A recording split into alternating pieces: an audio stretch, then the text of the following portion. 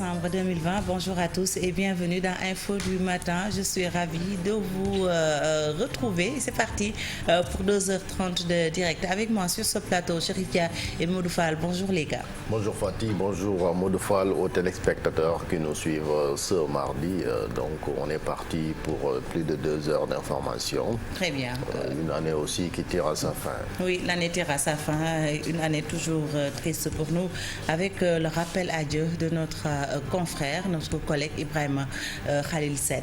Oui, c'est une très grosse perte depuis hier qu'on a appris une mauvaise nouvelle. Vraiment, Khalil Sène que nous avons eu à côtoyer ici dans cette maison en tant que déjà reporter du groupe GFM, en particulier le site IGFM. On l'a aussi connu à Louga en tant que correspondant de la radio Futur Média.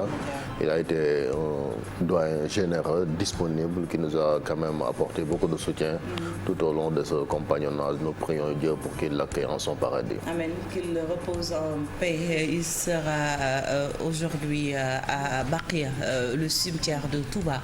Modou Fall, bonjour.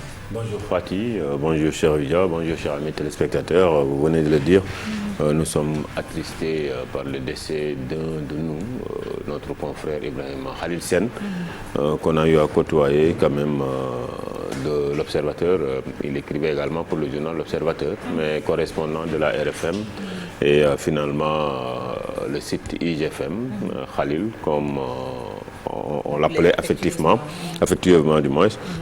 C'est quelqu'un de généreux quand même. On se rappelle des événements de Tambacounda lors de l'élection présidentielle de 2019. Les incidents de Tamba. Un doyen dévoué quand même, qui nous rappelait toujours les principes de ce métier qui est le journalisme.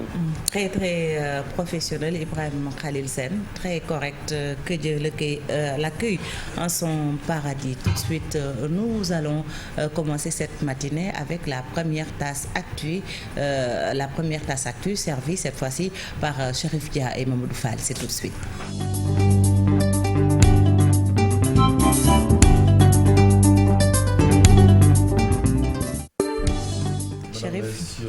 Bonjour, vous l'avez dit Fatih, le groupe Futur Média endeuillé par la disparition du journaliste Ibrahima Khalil Sène suite à une maladie.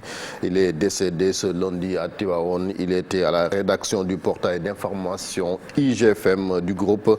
Daouda Mine, le directeur de publication du site, se souvient d'un homme disponible, très respectueux de ses collègues et professionnel. Pour rappel, Ibrahima Khalil Sène a couvert la dernière présidentielle de 2019 pour IGFM et faisait partie des victimes de l'accident du convoi du PUR à Tambacounda. Nous suivons les témoignages de Daouda Mine. Nous regrettons sincèrement la disparition d'Ibrahima Khalil Sène, journaliste à IGFM, rappelé à Dieu aujourd'hui. Nous le savions malade, mais nous ne pensions pas qu'il allait nous quitter de sitôt. Khalil était quelqu'un de bien, d'une courtoisie légendaire et une grandeur d'âme exceptionnelle. Il était un collègue, mais il était également un grand frère. Moi, je l'ai connu à l'Observateur. On a eu à travailler ensemble. Il était notre correspondant à Louga. Lorsque je suis revenu au groupe Futur Média après un passage à Seneweb, je l'ai retrouvé à la rédaction de IGFM. C'était quelqu'un qui avait vraiment de très bons rapports avec tous ses collègues, mais surtout qui respectait la hiérarchie et qui ne résignait pas à la tâche. C'est une grande perte pour IGFM, une grande perte pour le groupe Futur Média, une grande perte pour toute la corporation. Nous prions le Seigneur qu'il lui pardonne ses péchés et qu'il l'accueille dans son paradis, Firdaus, le meilleur de ses paradis. Bijahid Sayyidina Muhammad sallallahu alayhi wa sallam. Cette deuxième vague de contamination du Covid-19 est plus virulente, constate le ministre de la Santé, Abdoulaye Diouf Sarr, estime qu'il faut un respect strict des mesures barrières. Le Sénégal s'est préparé pour faire face, selon toujours Abdoulaye Diouf Sarr, qui présidait hier la réunion du Comité national de gestion des épidémies. Le voici au micro de Al-Hassan Ba et Mohamed Dien. Ce qui est noté de manière empirique, c'est que effectivement, il se dit que cette deuxième vague est plus virulente. Est-ce que nous comptons reprendre les mesures restrictives? ce que je viens de dire nous semble être très clair. On ne peut pas économiser le respect des mesures barrières. Aujourd'hui, la riposte est une riposte de respect strict des mesures barrières. Le port du masque, le lavage des mains, le respect de la distance physique, etc. Aujourd'hui donc, l'État du Sénégal est dans cette voie.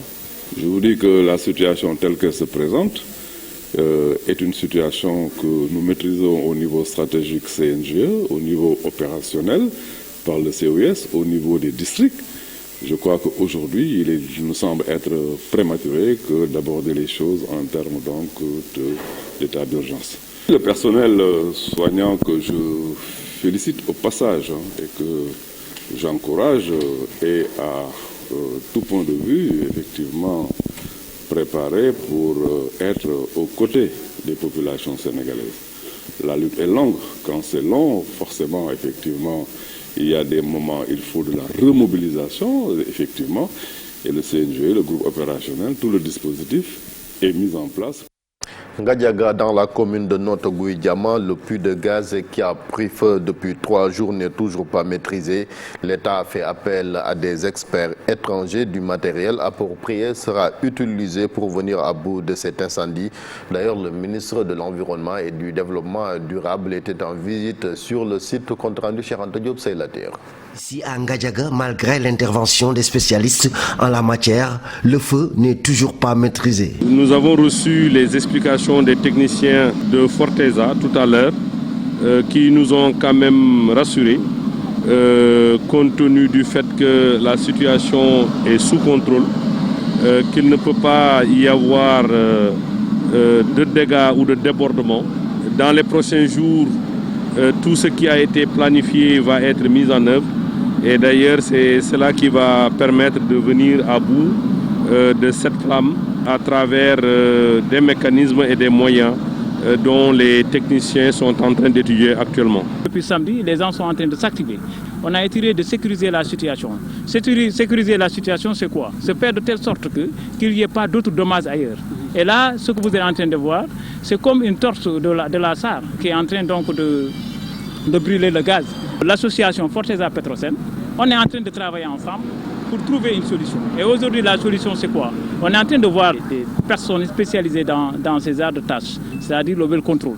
Mamsamba Gadiaga déplore le non-respect de la RSE par l'entreprise Forteza et souhaite l'intervention de l'État pour que les riverains puissent profiter des retombées de cette exploitation. Le village vit dans une misère même, je peux dire. Si on vous dit que Gadiaga, dans ce village-là, il y a du gaz, non, vous allez dire non, c'est pas possible. Il y a plus de 11 puits de gaz ici. Gadiaga n'a pas de poste de santé, ni d'eau potable pour boire, ni de centre de santé. Les techniciens s'affairent autour de ce puits de gaz, mais selon certaines indiscrétions, l'incendie pourrait se prolonger sur plusieurs jours. Éducation, le président de la République a présidé hier à une réunion du Confemen qui publiait son rapport au PASEC 2019. Macky Sall a instruit le ministre de l'Éducation nationale à augmenter le nombre d'inspecteurs dans les établissements et sur l'ensemble des départements. Une manière, selon lui, de réduire les écarts dans les performances. Le parrain du 60e anniversaire du Confemen, le président Macky Sall, s'exprime au micro de Maïmouna Ndiaye. Il faut prendre en fait le problème depuis la racine, depuis l'école primaire, la formation des enseignants, des instituteurs, la formation des inspecteurs. Et je disais au ministre de l'Éducation, il faut augmenter le nombre d'inspecteurs dans nos établissements, dans nos départements. Et si le formateur n'a plus peur de l'inspection, il n'y a plus d'éducation. Donc il faut former en nombre suffisant les inspecteurs au niveau départemental, au niveau des académies. Et si l'enseignement supérieur n'arrive pas à vous le former, on vous donnera la possibilité de former vos inspecteurs. Donc c'est une invite vraiment pour que dans les évaluations, la question de la qualité aussi des formateurs soit au centre du débat, puisque autrement on va mettre les milliards que nous voulons sur l'éducation au niveau qualité, Et résultat, ça va être très très discutable. Que dans nos formations, nous puissions changer de paradigme, apprendre à compter, à maîtriser les chiffres dès le plus bas âge, c'est-à-dire dès le préscolaire, par un environnement qui permette ensuite aux primaires et aux secondaires d'avoir des élèves qui seront étudiants, où nous aurons tout à fait des pourcentages quand même plus ou moins équivalents entre le nombre de bacheliers scientifiques et le nombre de bacheliers non scientifiques, pour ne pas qualifier. Des cadeaux de Noël pour les enfants. En cette période, la Fondation Youssou N'Dour a reçu un don de la Fondation Afrikids. C'est pour répondre aux besoins des couches les plus vulnérables. La remise des dons s'est tenue hier dans les locaux de la TFM. Compte rendu signé Cheikh Diop et Amadou Ba. Des chaussures, des jouets, des livres, le tout pour les enfants. En cette période de Noël, la Fondation Afrikids a remis ce don à la Fondation Youssou N'Dour pour le plaisir des bambins. Pour aider les enfants et avec des cadeaux, c'est pour cela que je voulais collaborer avec lui. Et ça, c'est seulement un début. Il y a beaucoup de partenariats qu'on va faire ensemble. Un geste symbolique que la Fondation Youssou N'Dour magnifie à sa juste valeur. Surtout en cette période de fin d'année. Qui dit fin d'année pense forcément aux enfants. Et qui connaît Youssou N'Dour connaît son attachement pour les enfants. Comme vous le savez, il a été ambassadeur de l'UNICEF pendant plusieurs années pour la cause des enfants. Aujourd'hui, recevoir des cadeaux, des chaussures, des livres pour les enfants en cette fin d'année tombe à point nommé. Donc c'est un plaisir pour la Fondation Youssou N'Dour. La Fondation Youssou N'Dour œuvre toujours dans le social, une manière de soutenir les couches les plus vulnérables. Le fait qu'on a vu ce qu'il fait pour la population, et ça m'a beaucoup motivé. Et grâce à un ami Mbaké qui nous a connectés. Monsieur Youssou N'Dour, pendant toute l'année, avec sa fondation, visite les pouponnières, œuvre beaucoup dans le social. Mais peut-être que c'est pas une personne qui tout le temps essaie de mettre les choses en avant pour qu'on puisse dire Youssou N'Dour a fait. Il le fait parce que c'est quelque chose qu'il sent, parce que c'est un homme social, sociable. Et voilà, je pense que le plus important, c'est de poser des actes sans pour autant tout le temps communiquer. Le Sénégal, 7e pays à bénéficier de ce don. La Fondation Afrikids est celle de Youssou N'Dour, mais dans la main au service des populations. L'international en Côte d'Ivoire, Moudouffa, l'heure est au dialogue pour apaiser les tensions selon le Premier ministre Ahmed Bakayoko. Tout à fait, Chérif Dia. Le dialogue politique entre le pouvoir et l'opposition s'est ouvert ce lundi 21 décembre. Ahmed Bakayoko, le Premier ministre, recevait les différentes parties en fait d'apaiser les esprits après la réélection contestée du président Alassane Dramane Ouattara le 31 octobre. Ahmed Bakayoko estime que l'heure est à l'apaisement. Nous l'écoutons. Je voudrais vous dire que notre état d'esprit, en venant à cette rencontre, est de pouvoir nous parler franchement pour faire avancer notre pays dans la paix. Bien heureusement, toutes les personnalités ici présentes ou représentées se connaissent dans ce pays. Il y a des liens de famille, des liens d'amitié, des liens de fraternité entre les uns et les autres. Il y a eu même des liens politiques, des liens d'alliance politique ou de désalliance politique. Nous nous connaissons tous. Nous avons en commun notre pays. Parlons-nous franchement,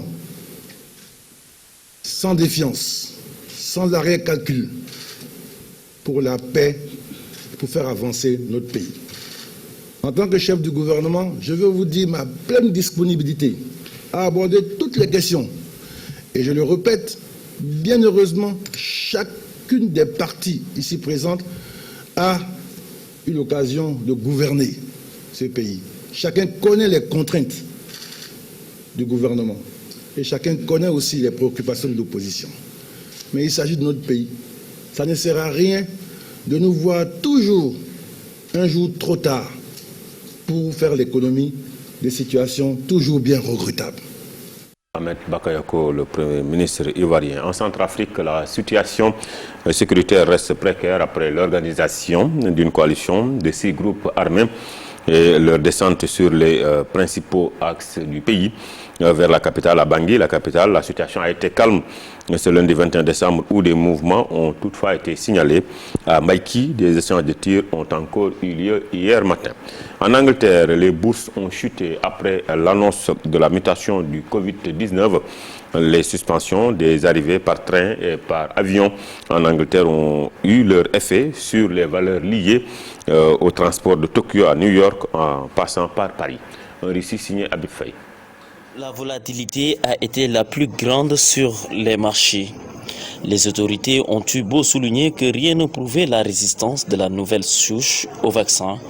Les valeurs du secteur aérien ont été particulièrement frappées avec les nouvelles restrictions de voyage imposées. Air France KLM a prolongé de 4,16% à la clôture à Paris. Pareil pour l'aviateur européen Airbus et Aéroport de Paris qui dévissait fortement. Pas de quoi doucher les esprits suscités par les campagnes de vaccination, s'empresse de souligner un porte-parole d'Air France qui suit de près l'évolution de la situation. De l'autre côté de l'Atlantique, l'accord enfin trouvé pour un plan d'aide à l'économie, y compris le secteur aérien, n'aura pas eu l'effet escompté tant l'incertitude sanitaire a repris le dessus. Delta Airlines, American Airlines et United Airlines voient leurs valeurs reculer à l'ouverture.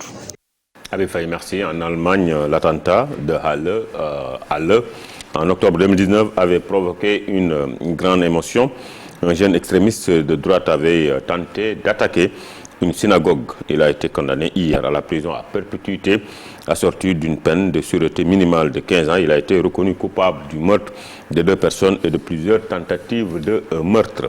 En Italie, l'ONG Secours aux migrants SOS Méditerranée a annoncé lundi que son navire, Océan Viking, bloqué depuis 5 mois par les autorités italiennes, va pouvoir reprendre ses opérations de sauvetage dans les eaux méditerranéennes.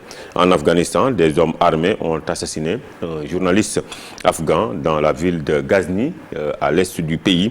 Le 3e meurtre d'un reporter ces 2 derniers mois dans un pays en proie à la violence. Rahmatullah Negzad a été tué près de chez lui alors qu'il se rendait à une mosquée par des hommes armés d'un pistolet muni d'un silencieux. C'est tout pour cette page internationale, Chérif Dia. Merci beaucoup, Mamadou Fall. La suite de votre émission avec Fatou Dieng. Merci beaucoup à vous, Cheikh Tidiane Diaw et Mamadou Fall, pour cette première tasse actu qui a été très digeste. Rendez-vous dans la deuxième partie pour la version Wolof. Tout de suite, retrouvons Mortala Gueye pour la revue des titres.